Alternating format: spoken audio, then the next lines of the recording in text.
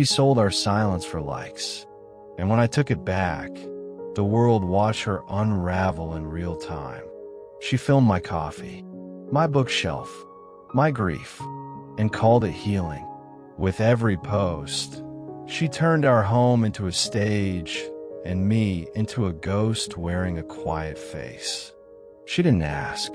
She assumed consent was part of the aesthetic. While I whispered love in the dark, she whispered trauma into a mic. Her followers clapped. I disappeared, but silence has a breaking point.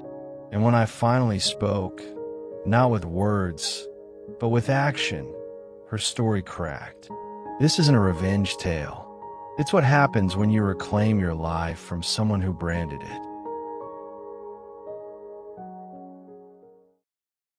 Daniel Hartley had grown used to silence. Not the comforting kind that lives in libraries or dawns, but the hollow quiet of a house with too many rooms and not enough laughter. At 39, he had stopped looking for companionship the way one stops searching for a book they already know ends in disappointment. His 2 kids, Ava and Leo, were his anchors. And the rest? Well, the rest was lines of code and black coffee. Then came the retweet. It was subtle, a heart emoji, then a quote tweet. This man writes like he's unraveling galaxies with a whisper. The account belonged to @Ivanova, a digital artist with over 300,000 followers, a perfectly curated feed, and an eerie way of making everyone feel like she was speaking directly to them.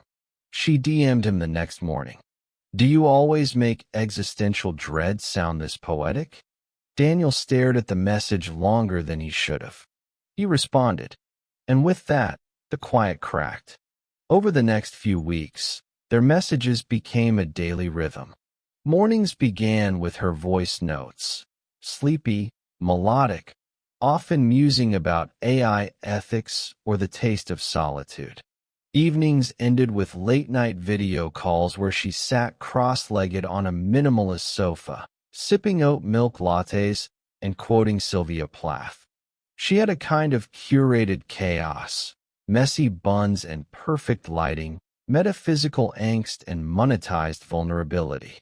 He found himself laughing more, sleeping less, checking his phone like a teenager.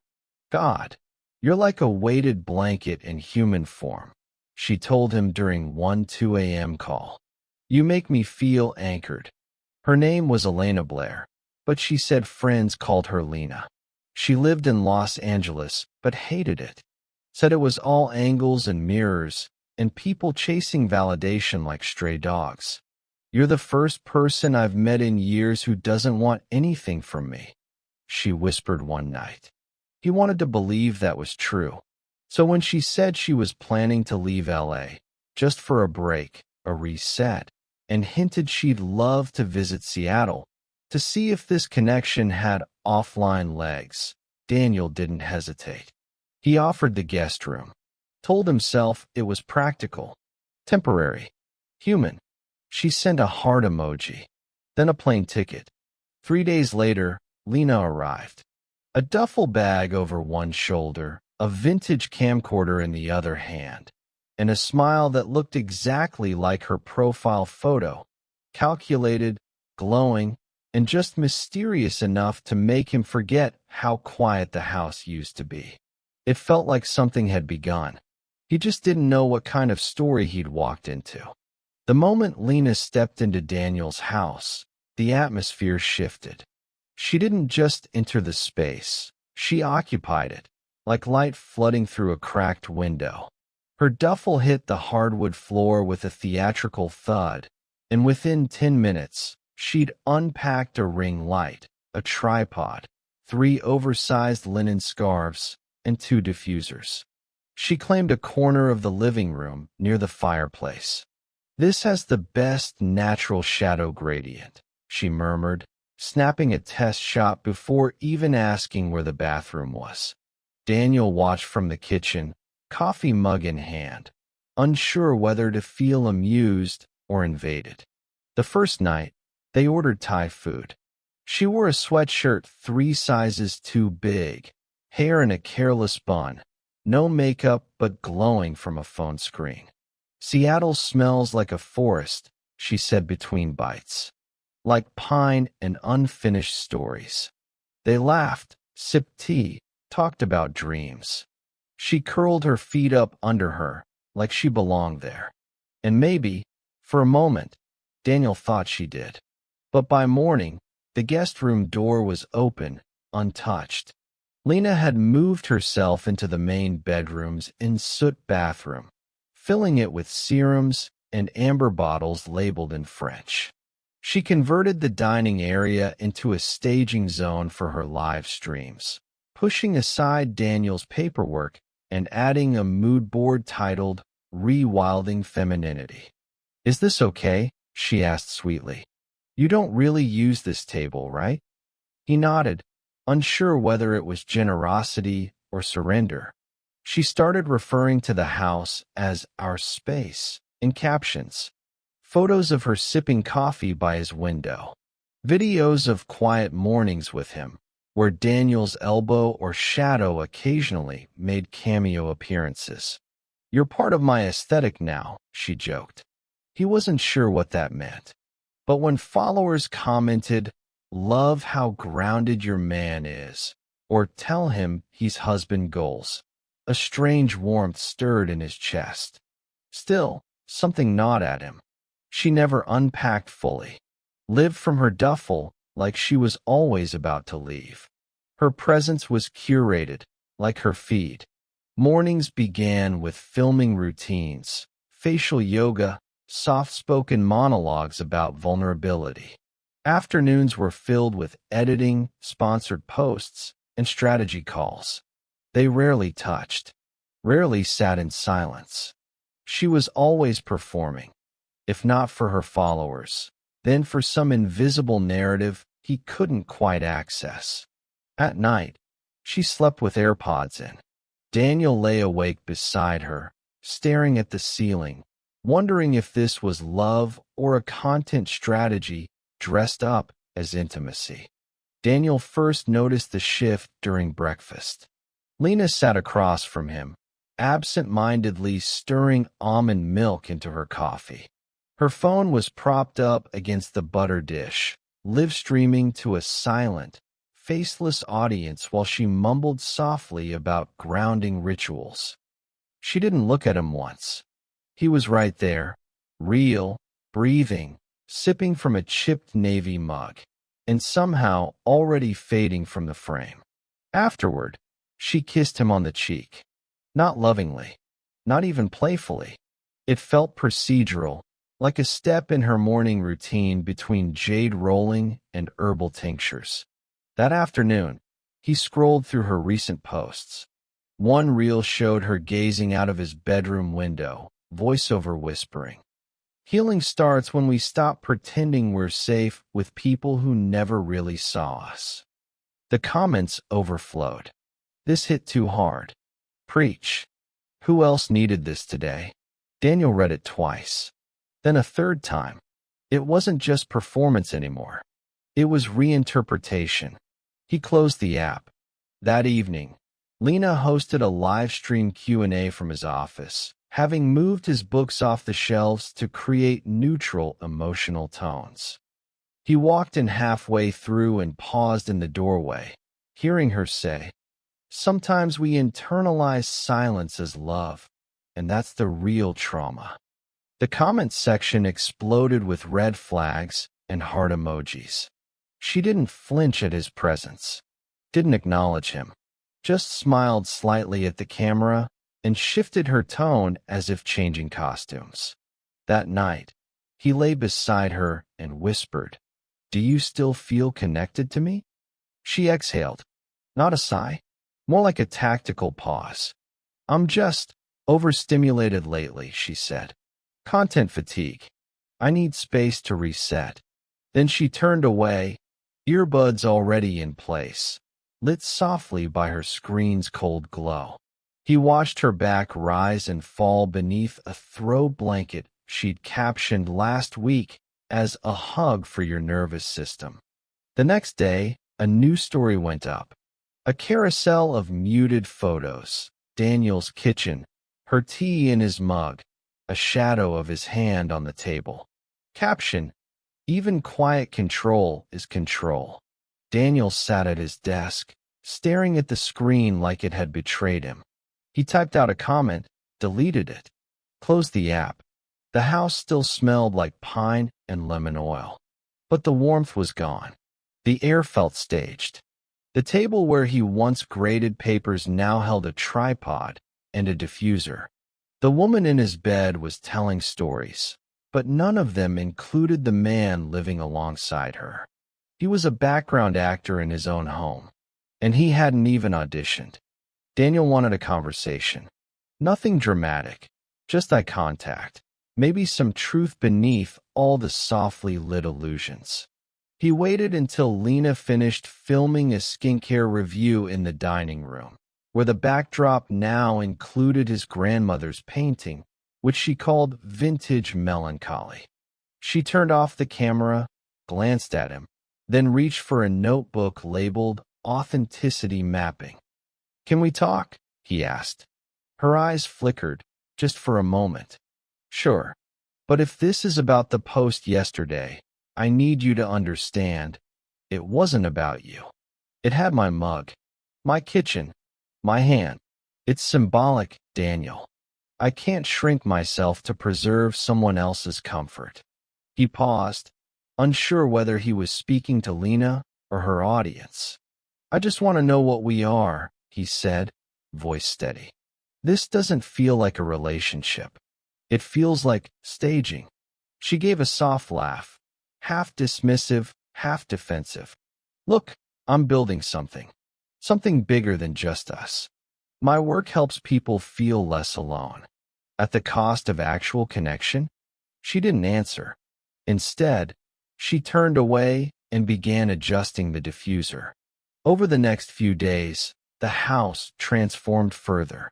His coffee machine became part of a series called Rituals of Release. The window in his office, a symbol of emotional transparency.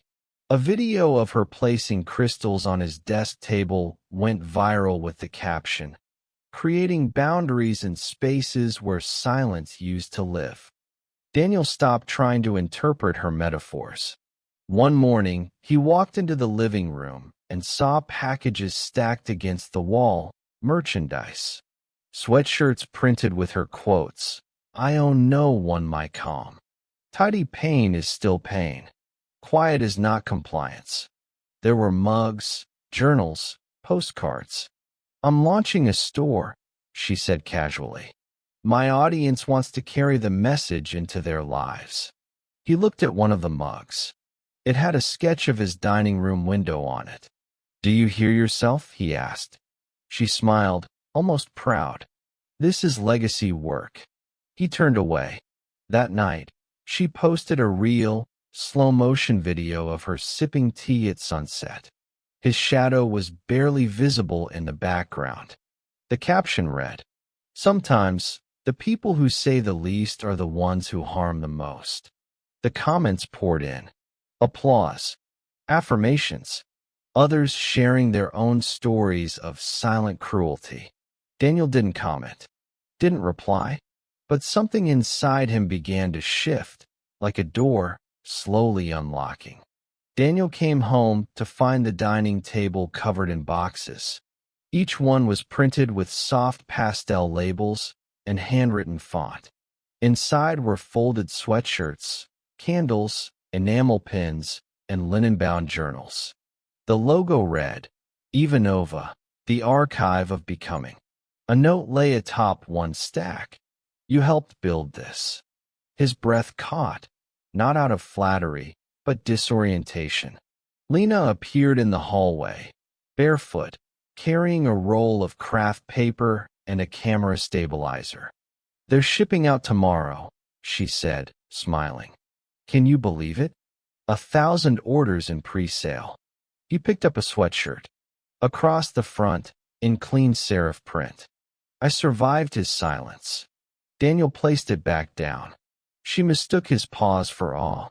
The messages I get, people saying this line saved them, gave them permission to leave, to speak, to exist. He stared at her. But you didn't survive me. You moved into my house, my life. She shrugged, unbothered. Symbolism doesn't have to be literal. Besides, it's not about us. It's about resonance. That night, another post went up. A soft focus reel of her folding the shirts, overlaid with piano music and a caption. Every item is a reclamation. Every stitch, a scar turned into thread. The reel hit 500,000 views in 12 hours. Daniel read the comments. Where can I get this? This woman is rewriting survival.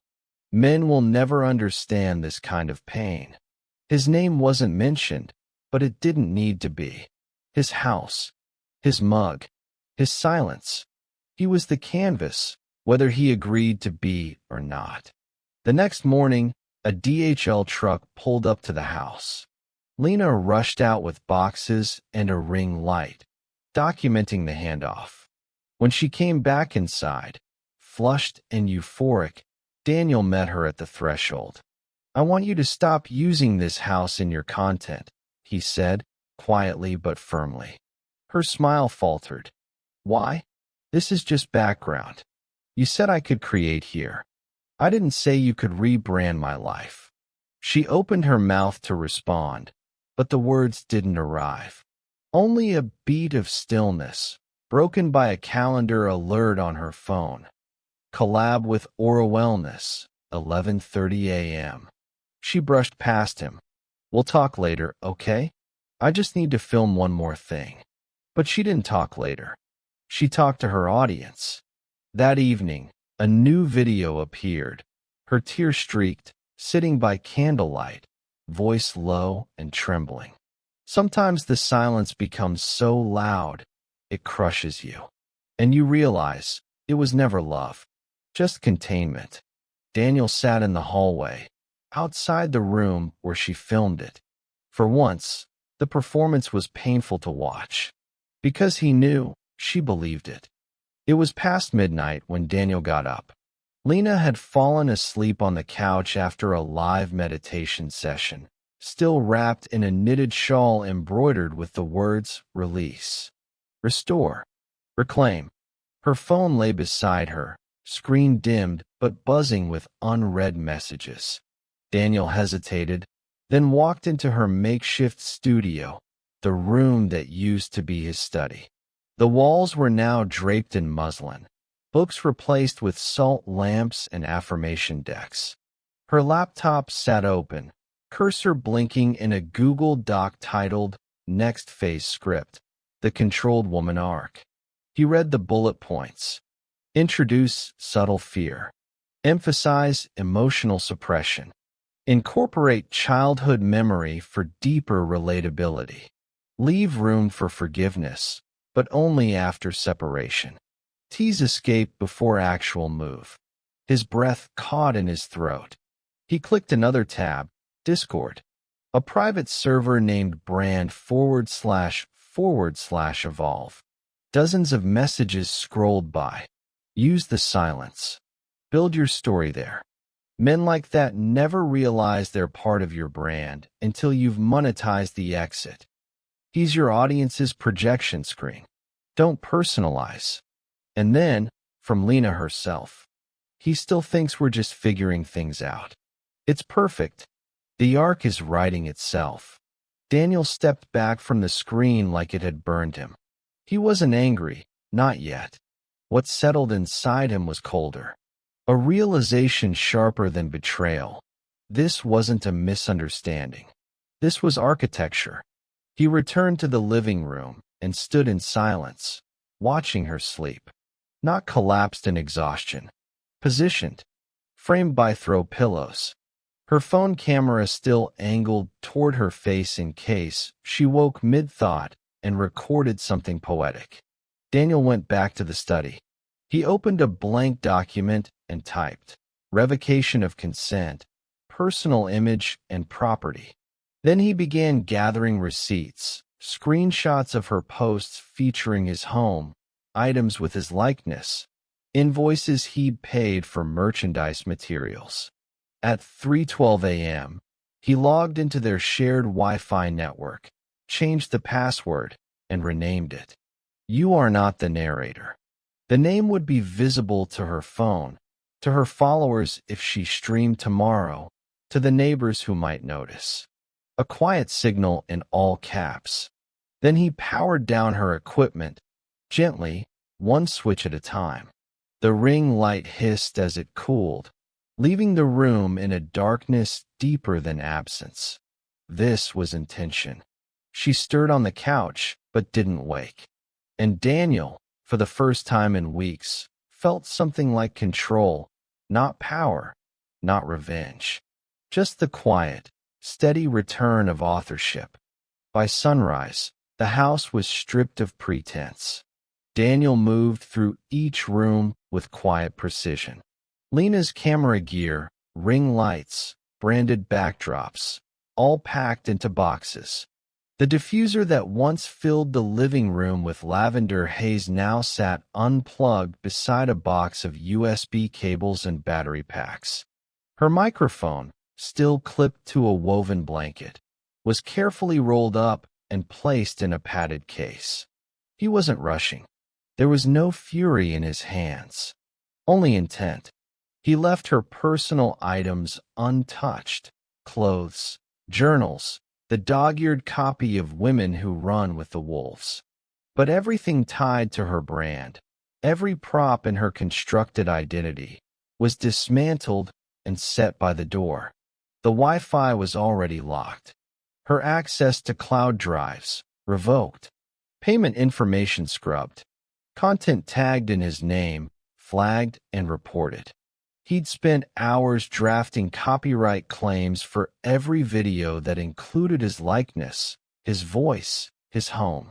By the time Lena emerged, barefoot and blinking, the house was sterile. "Where's my stuff?" she asked, groggy. "In the front room," Daniel said, folding the last charging cable. "You can take it when you leave." She laughed softly. "You're being ridiculous." He didn't answer. Her eyes narrowed. "Did you change the Wi-Fi?" "I can't upload my morning check-in." "You won't need it anymore." "Excuse me." Daniel looked at her, not with anger, just clarity. "This was never real to you," he said. "I gave you space, trust, shelter. You used it to script a narrative where I was the antagonist and you were the phoenix. But this house isn't your set, and I'm not your villain." She opened her mouth, but no words came out. Instead, she handed him her phone. "Then delete it," she whispered. "Delete all of it if you think that'll make it better." He didn't take it. "You're responsible for your own edits," he said. "I'm just taking my name out of the credits." She stood there, trembling, not with fear, but with the shock of being off script. For someone who'd mastered the art of being seen, she suddenly looked invisible. By noon, the house echoed. Daniel sat alone in the living room, now free of throw pillows embroidered with affirmations. The sunlight hit bare floors and quiet walls. No filters, no performance. He opened his laptop. One new notification: video removed due to privacy violation. A small victory, not over her, but for himself. He didn't smile, but he exhaled, and that was enough. Lena's new videos had none of the glow.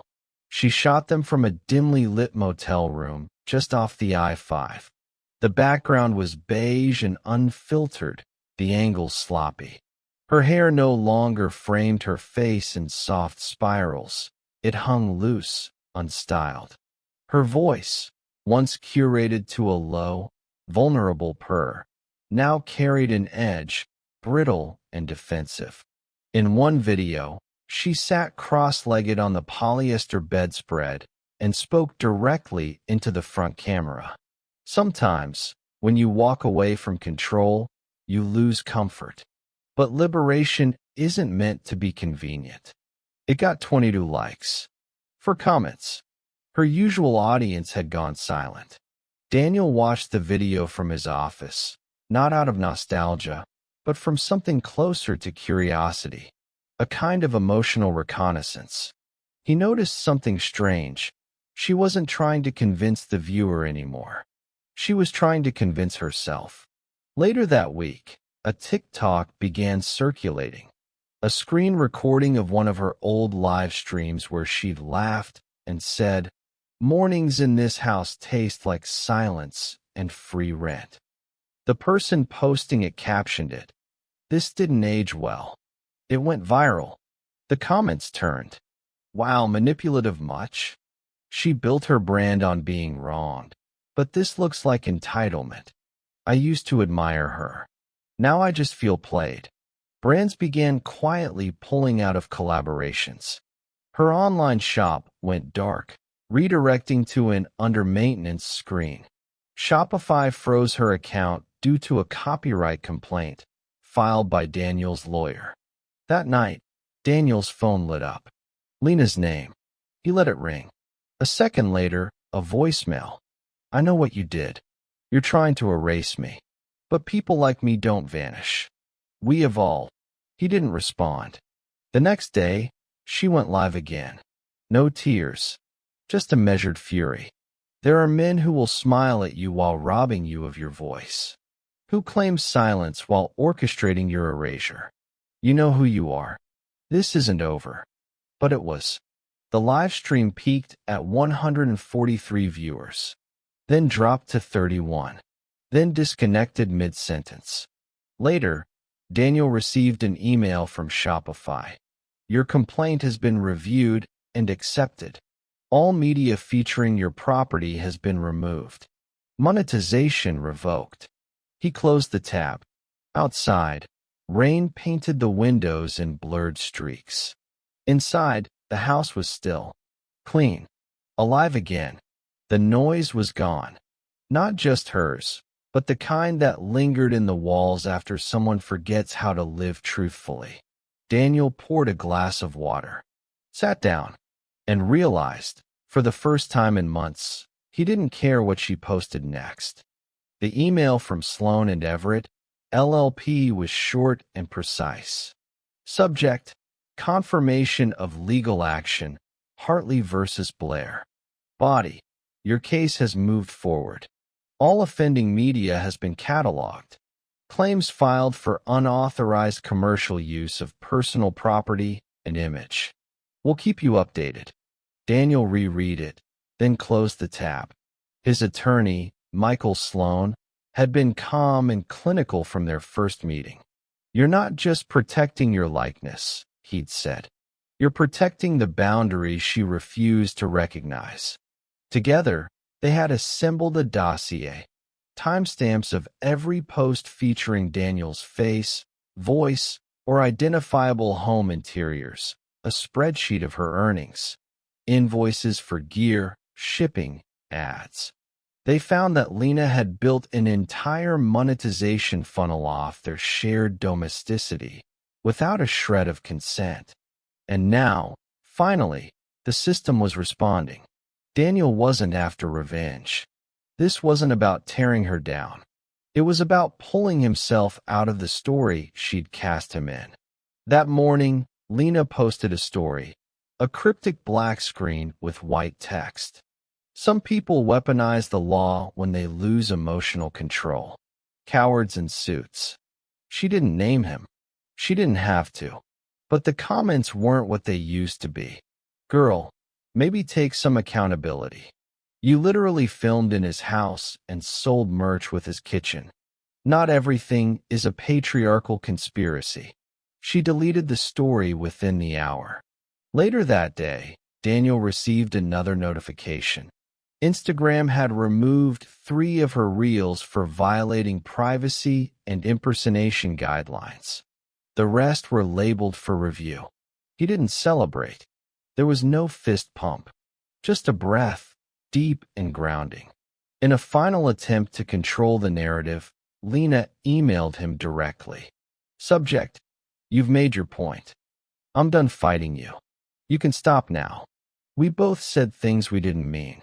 Let's just let this die quietly. No more lawyers. No more pride. Just peace. Daniel didn't reply. He forwarded it to Michael.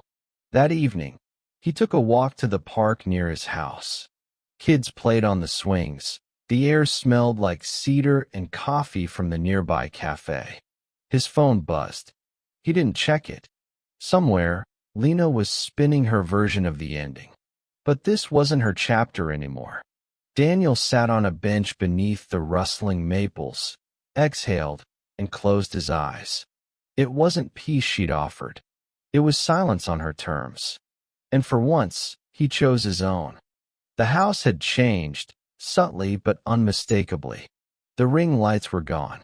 The diffuser no longer hissed lavender mist into corners. And Daniel's bookshelf had returned to its proper state. Spines facing out, unfiltered, imperfect. Even the quiet had shifted. It no longer pressed down on him like a weight.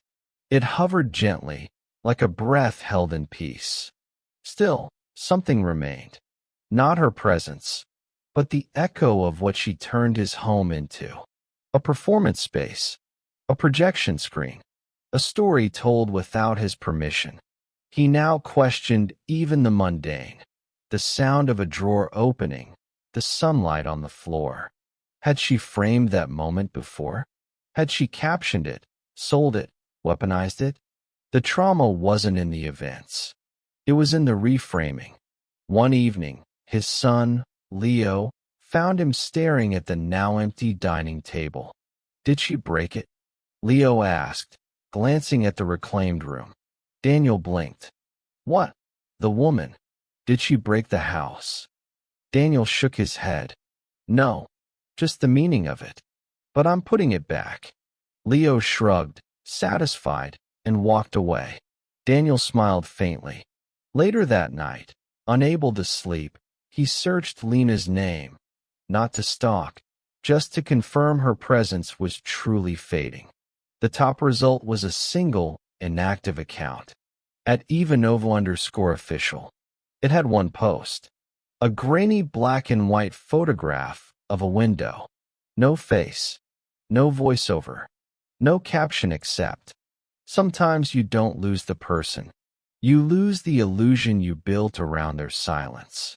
No comments, no likes, just a ghost of expression. He stared at it for a long time.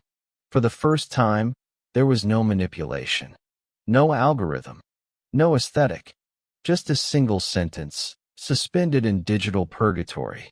He didn't know if it was regret or a final piece of theater, but it didn't matter. She wasn't the one echoing anymore. He was, and he didn't want to speak in response. The next morning, Daniel made coffee, alone in the kitchen. No one filmed it. No one framed it. No one sipped it slowly with trembling hands. It was just bitter, and warm, and his. As he opened his laptop to begin the day's work, he deleted the browser bookmark that had once led to her website. Then the folder of screenshots. The drive of legal documents would remain, archived, but he no longer needed the evidence to believe himself. Echoes fade. What remains is what you decide to rebuild. The email came on a Tuesday. Subject, no agenda. From Elena Blair. Daniel hovered over it, unsure whether to open it at all. But curiosity, like muscle memory, still lived in his fingertips. He clicked. I'm not asking for anything. I just need to say what I didn't before. I know what I did. I know how carefully I built that world, and how casually I let it consume yours. I don't know if I believed my own stories, but I know I believed in being seen. And you gave me that, quietly, completely. This isn't for forgiveness. It's just confession. Daniel read it once. Then again. The tone was different. No hashtags. No metaphors. No curated grief. Just a woman typing into a void she no longer controlled. He didn't reply, but he didn't delete it either.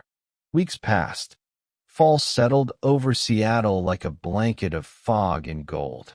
Lena resurfaced in small whispers, an Instagram photo of a brushstroke on canvas, tagged at a community art center. No captions, no merch, no filters. He didn't follow her, but he noticed. There was no audience now, just quiet effort. One Friday, as he walked to the bookstore with Leo, he passed the art center. Through the glass, he saw her. Hair tied back, paint on her sleeve, framed by nothing.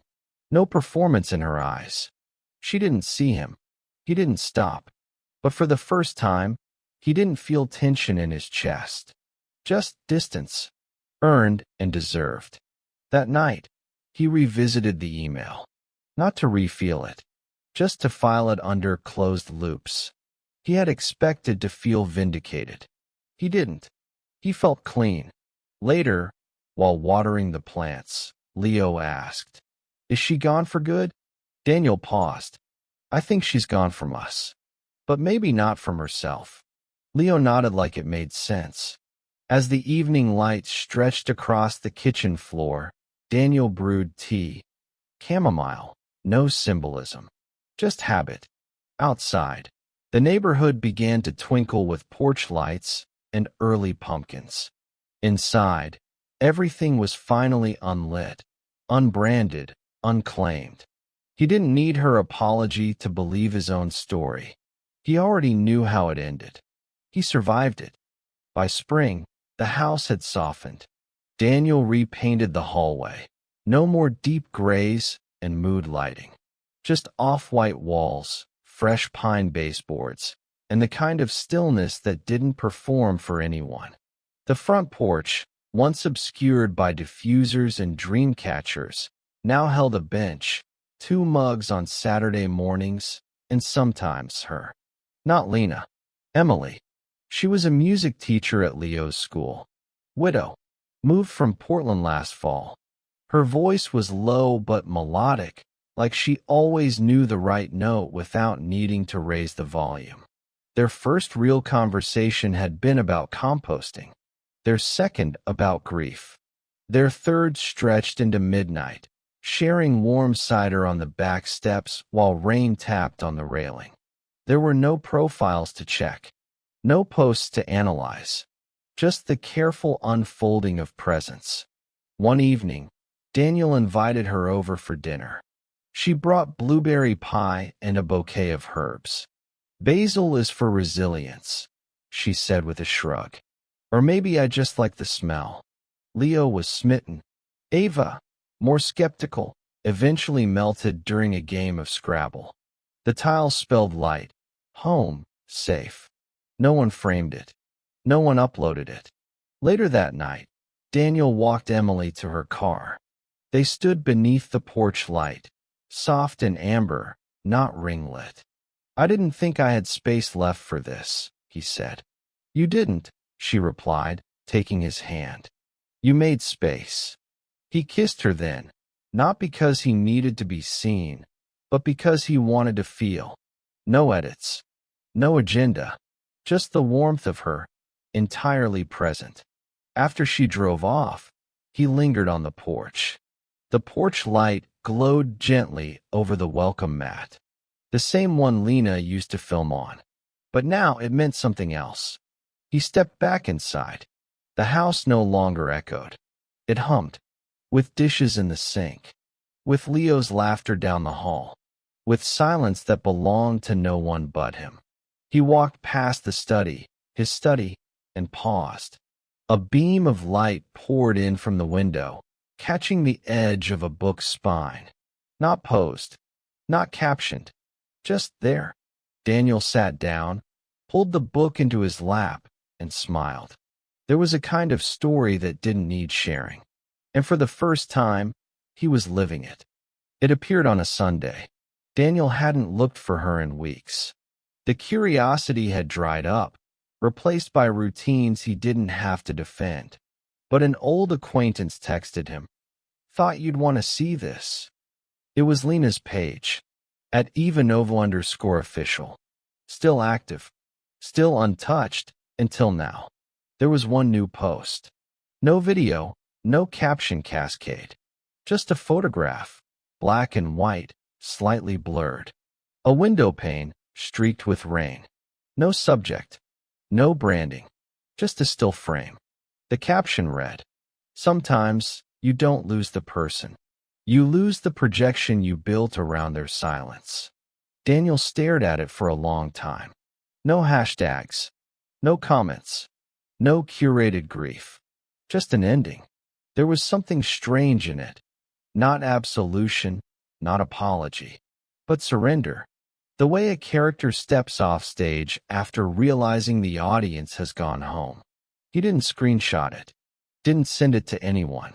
Didn't even like it. Instead, he closed the app and returned to the kitchen, where Emily and Ava were arranging ingredients for banana bread and Leo was trying to sneak chocolate chips when he thought no one was watching. Daniel caught him, narrowed his eyes, and shook his head. Leo grinned and did it again. Later, as the house filled with the smell of sugar and warmth, Daniel sat by the window with a mug of coffee. He could still hear Lena's voice sometimes, polished, poignant, weaponized like a scalpel carved from vulnerability. But now, the voice was muted, distant, stripped of resonance, because she no longer owned the narrative. The final post wasn't a wound. It was a seal. The curtain didn't fall. It simply dissolved. Daniel thought, for a second, about what would have happened if she'd posted it months earlier. If she had dropped the act, pulled the plug on the performance. But the answer no longer mattered. What mattered was here. The clatter of spoons against mixing bowls. Emily humming something half familiar. The dim glow of evening folding gently into the corners of his home. There would always be stories told about him. He'd just stopped letting them define him. And as he reached for the warmest slice of banana bread, breaking it in half to share with Leo, Daniel realized. Some posts don't need to be deleted. They just need to be outgrown. The front door creaked open to let in the morning. Daniel stood in the kitchen, pouring coffee into a chipped ceramic mug. Outside, sunlight laced the yard with soft gold, catching in the dew on the grass. Birds trilled without choreography. The air smelled like maple and clean beginnings. Leo and Ava were still asleep. Emily sat on the porch, reading, wrapped in the old flannel blanket Daniel used to keep in his study chair. Back when that room belonged to someone else's story. Now, it belonged to no one but him. He joined her with a second mug. "You look like someone who just woke up from a long sleep," she said, smiling over the rim of her tea. "I feel like someone who stopped dreaming someone else's dream," he replied. She tilted her head, approving. "Write that down." He wouldn't. Not everything needed to become content. They sat in silence, the kind that asked for nothing. No hashtags. No framing. Just being. Later that day, they packed a picnic and drove to a lakeside trail. Leo skipped stones. Ava took photos, not for social media, just for her wall. Emily hummed an old jazz melody under her breath, and Daniel found himself harmonizing, barely, like muscle memory finding voice. On the drive home, Ava asked, "Can Emily stay for dinner?" Daniel looked at her through the rearview mirror. "Only if she promises not to judge my garlic bread." Emily laughed. "Never. Garlic is sacred." That evening, under warm light, over mismatched plates and clinking glasses, Daniel looked around the table. These people weren't followers. They weren't props or projections. They weren't witnesses to his image. They were part of his life. After dinner, Leo helped him clean. As they dried dishes, his son said, "You seem happier now." Daniel paused, then nodded. "I think I am." He meant it. Later, after the kids went to bed, he and Emily sat on the porch again. No storm in sight. Just the hush of spring pressing in softly. She reached for his hand. "Do you ever think about her?" she asked. "Not like I used to," he said. Still angry. "No," he said. "Not even bitter." She squeezed his hand. "Then you made it out." Daniel smiled. "Not for show. Not for memory. Just for now." There were no scripts. No audience. No finale. Only the quiet certainty of a man who chose to live beyond the story. And this time, the story belonged to him.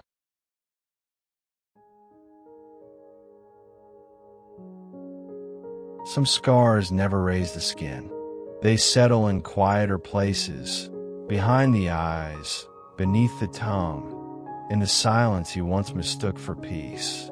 Daniel never wanted to be the hero of someone else's cautionary tale.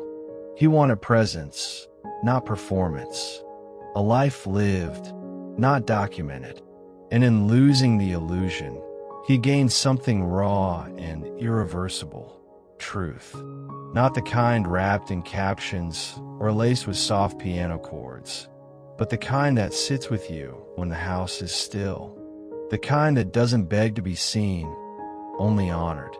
He learned that love built on mirrors will eventually shatter. That silence isn't always kindness, and attention isn't always affection. That being someone's story doesn't mean being their character. Now, when the world dims and the wind taps at the windows, he doesn't check if he's being watched. He breathes. He lives. Not for likes, not for legacy, but for the quiet, radiant fact of being real. Because some lives are meant to be lived off camera, and some men, finally, learn to stop apologizing for their stillness.